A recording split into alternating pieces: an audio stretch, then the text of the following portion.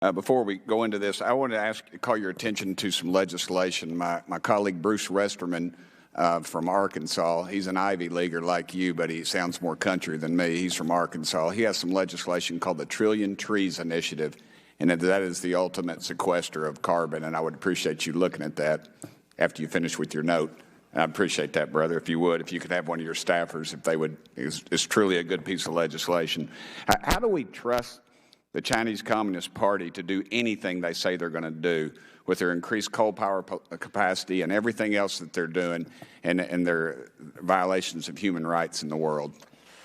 Congressman, we will take a look at that legislation. And secondly, as I've said several times here, it's not a matter of taking things by trust.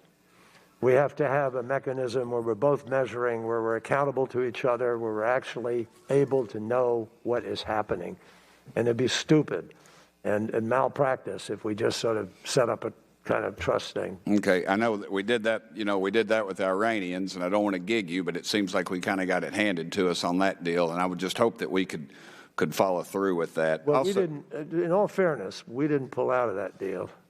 I mean, you can't trust them to do anything. They're the leading proponents of terrorism in the world. I mean, they have more American blood on their hands than anybody in the last 20 years, probably. I understand all of that, which is why we put in place the most severe, most extensive, singularly most accountable verification system ever put into any nuclear agreement. Okay. And that was there until the former president pulled out. And I appreciate that. I'm not trying to gig you, but I want to know a straight answer. Why does your office position even exist, given that the State Department already has an entire bureau devoted to oceans and international environment and scientific affairs, another devoted to energy resources, and that has ensured that their climate policy will be a priority in every bureau, office, and post? It's a very fair question, and the answer is because we're in such a crisis globally, and because President Biden wanted to find somebody who was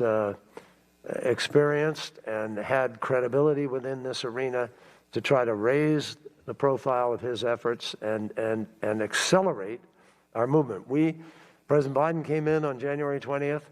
We have probably one of the most important negotiations we've ever engaged in globally on November 1st of this year. Thank you, brother. So he wanted to accelerate it. And I want to appreciate you on your Purple Hearts. My dad said that's the only medal he's glad he never got in the Pacific. So thank you, brother. And I want to